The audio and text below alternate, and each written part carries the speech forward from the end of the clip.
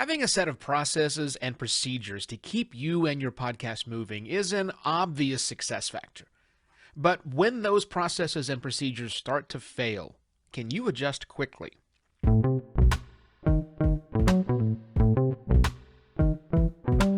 Hello and welcome to another podcast Pontifications with me, Evo Terra. Not every experiment works, at least not the way you wanted it to. Successfully deployed tactics sometimes have a shelf life, and their effectiveness wanes over time. Best practices are often eroded by the winds of change.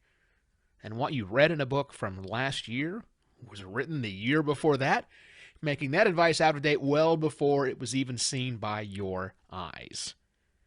Now, I'm being a little disingenuous making these blanket statements because there are plenty of time-tested methodologies and truisms you can almost always count on, even in podcasting. But at some point, you're going to find that something you thought was a staple of your process is no longer delivering for you or for your show. And if you're like most podcasters, me included, you'll keep doing that thing, sure in your own conviction that it's the right thing to do and that whatever deficiencies you're currently experiencing are just a momentary blip. Soon enough, things will start to snap back to where they were before. Maybe, but maybe not. Look, it took me the better part of 2 years to recognize that my approach to Medium wasn't working. No, wasn't working isn't strong enough. It took me the better part of 2 years to recognize that my approach to Medium was stupid. See, 2 years ago, I was seduced by Medium's partner plan. A plan that, well, if not promised, then certainly intimated the possibility of fat stacks of cash I'd get by metering the articles I posted on Medium. Now, if you're unaware, I write an article for every single episode of Podcast Pontifications, an article that covers the exact things I said in the podcast episode, but expanded and reformatted for people to read instead of listen to. Now, I post that article on my website. I mail that article to all of my subscribers to Podcast Pontifications in Your Inbox, which is a free service that I think you should totally sign up for. Just hit that big subscribe button on the show's website, or there's also a link in the episode details of your listening app. And I also started posting that same article on Medium. Medium was, and perhaps still is, a preferred reading destination/platform for many people. And lots of human curation takes place on the platform.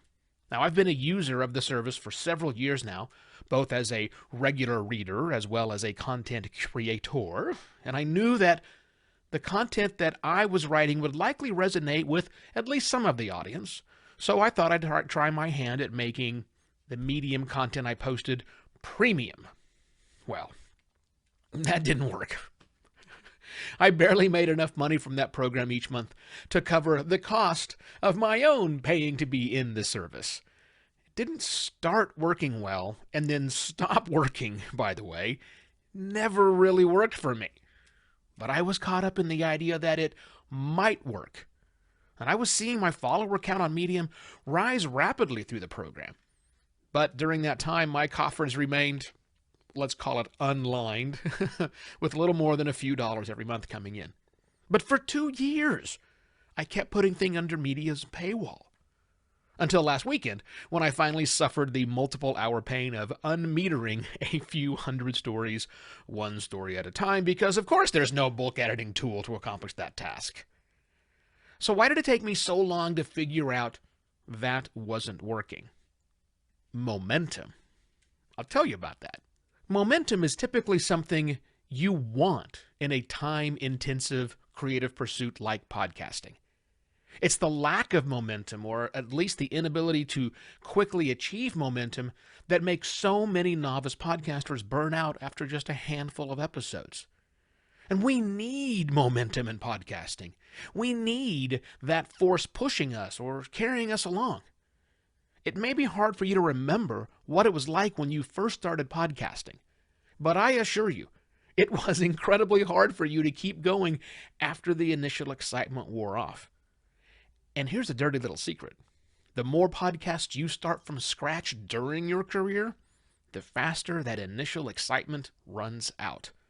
So you're going to start looking for momentum in your procedures and practices much quicker because that's the only way to keep you going.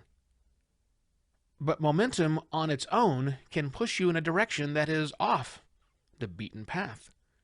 Momentum doesn't recognize when the environment around it changes. Momentum is resistant to evidence that a tactic may not be working any longer.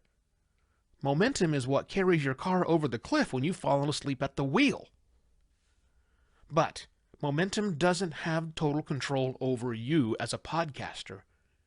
You have agency, so you can pump the brakes or crank the wheel or take some other action when you find that momentum is working against you, or at least not working out like you wanted it to. The trick is having enough bandwidth and foresight to analyze the effectiveness of the momentum you've developed. Analysis that isn't too quick to jump at small fluctuations, but also doesn't take you 2 friggin' years to figure out when something just isn't working. To do that, you have to know why you are doing as much as what you are doing. You have to know the difference between foundational tactics, processes that have results that are by their nature difficult to quantify, which can quickly show diminishing results. It's very easy to conflate the two, promotional tactics and foundational tactics. It's very easy to conflate that, even for seasoned pros like me. But with that, I shall be back tomorrow with yet another podcast, Pontifications. Cheers!